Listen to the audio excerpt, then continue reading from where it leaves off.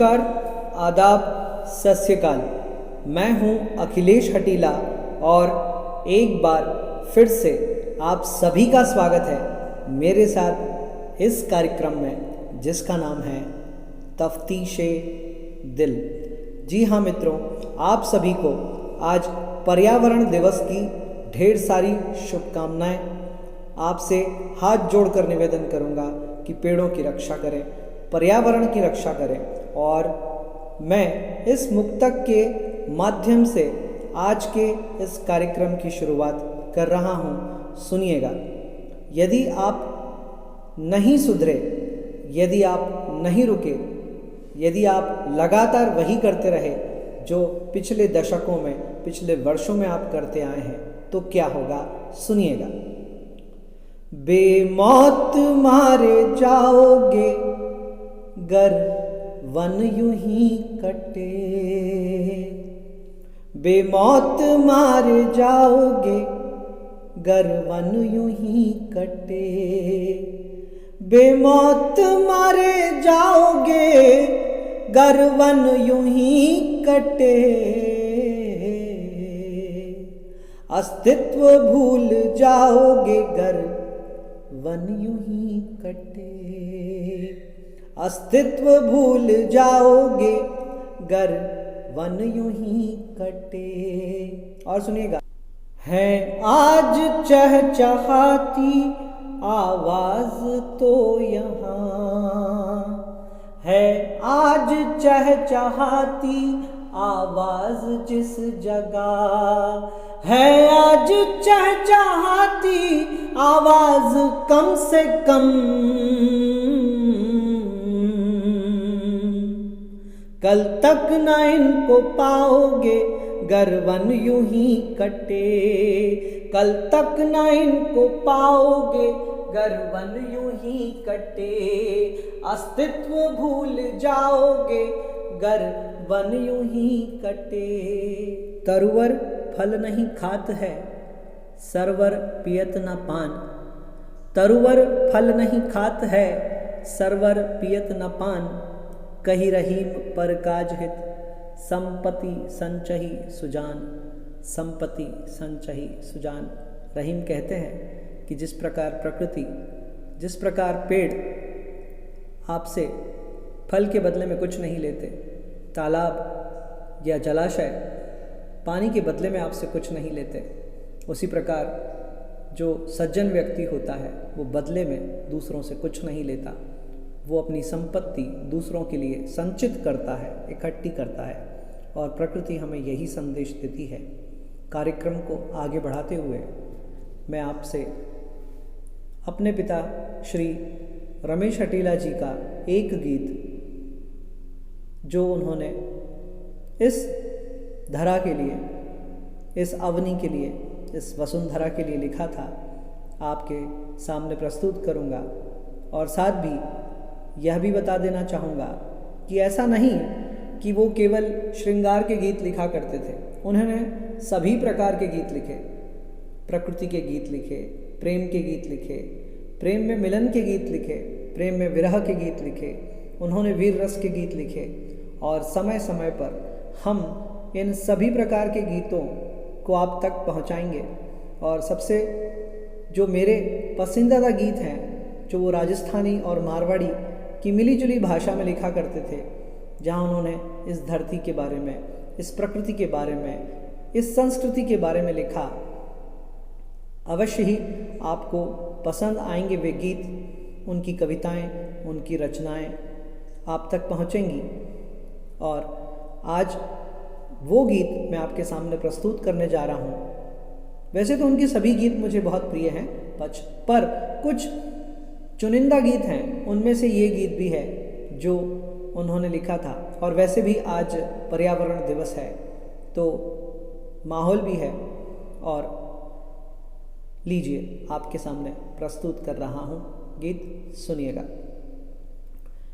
धरती ममता की मूरत, धरती ममता की मूरत, हम हैं पुजारी, धरती ममता की मूरत, मूरत, हम हैं पुजारी, हम किरसानों की, हम किरसानों की माँ प्यारी प्यारी, धरती ममता की मूरत। और ये हो गया मुकड़ा।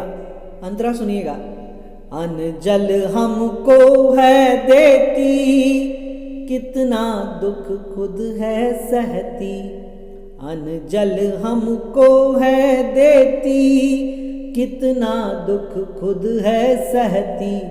सूरज का लावा सहती, सागर के उर में रहती। शंकर सी अवढरदानी, शंकर सी अवढरदानी, धरती हमारी, धरती ममता की मूरत, हम हैं पुजारी, धरती। और दूसरा वन, सहजाती हल्के फल को, दुलराती दावानल को। सहजाती हल्के फल को, दुलराती दावानल को। न्योते मेघों के दल को, सर से पावन पागल को। ये सब देखे है चंदा, ये सब देखे है चंदा, चढ़ के अटारी, धरती ममता की मूरत, हम हैं पुजारी, धरती ममता की। अवनी पर मोती बरसे, जैसे अंबर के घर से। अवनी पर मोती बरसे, जैसे अंबर के घर से। काहे मन तेरा हर्षे, कोई पूछे हलधर से।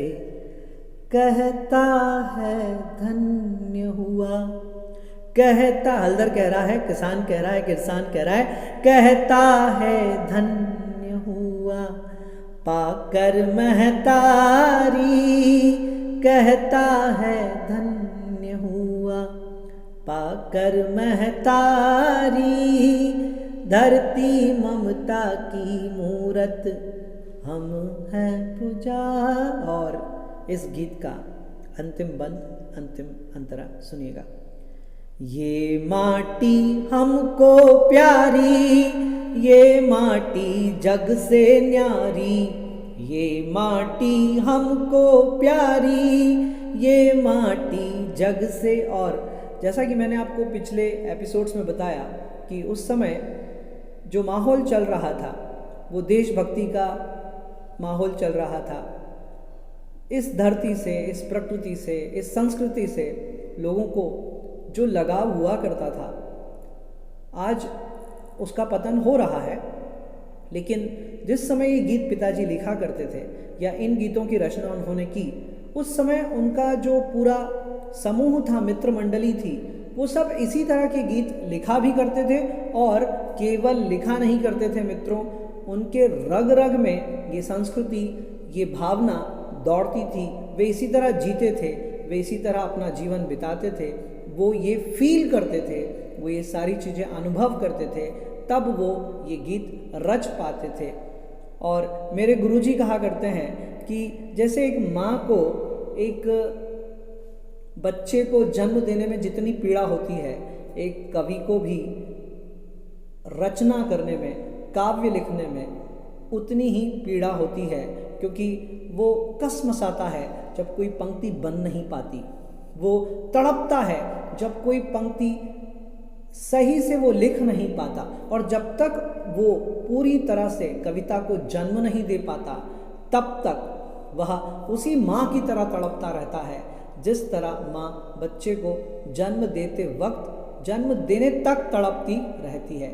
लेकिन जब वो अपनी कविता आप श्रोताओं के बीच तक पहुँचाता है और उससे उसको प्रोत्साहन मिलता है, प्रेम मिलता है, आशीर्वाद मिलता है, तो वह माँ की तरह, जैसे माँ अपने बच्चे का चेहरा जन्म के बाद देखने के बाद खुश हो जाती है, प्रसन्न हो जाती है, सब कुछ भूल जाती है, सारी पीड़ा भूल जाती है। बिल्कुल वैसे ही एक कवि अपनी कविताएं श्रोताओं तक पहुंचाने के बाद, उनसे प्रेम, उस कविता के लिए प्रोत्साहन मिलने के बाद, सराहना मिलने के बाद सब कुछ भूल जाता है। वो भूल जाता है कि कितनी पीड़ा, कितनी कठिनता हुई, कितनी रात वो जागा, कई पंक्तियां रात भर वो उसके मस्तिष्क में, उसके हृदय में घूमती रहती हैं। और सुबह उठने के बाद कई बार रातों रातों वो जागता है और रात में फिर बेचैन सा उठकर फिर उसे पूर्ण करने की, उसे पूरी करने की कोशिश करता है। तो आइए अंतिम बंद सुन लेते हैं, फिर हम चर्चा करेंगे। ये माटी हमको प्यारी, ये माटी जग से न्यारी, ये माटी हमको प्यारी, ये माटी जग से न्यारी, जाऊं मैं इस परवारी, दुनिया सारी की सारी। और सुनिएगा, बहुत प्यारी पंक्ति है। देवता स्वर्ग से आए, देवता स्वर्ग से आए, इस पे बारी बारी, धरती ममता की मूरत, हम हैं पुजारी, धरती ममता की मूरत, हम किरसानों की माँ प्यारी प्यारी, धरती ममता की मूरत। बहुत बहुत धन्यवाद, ढेर सारा आभार मुझे और मेरे पिताजी की इन रचनाओं को सुनने के लिए। शुभ रात्रि, धन्यवाद।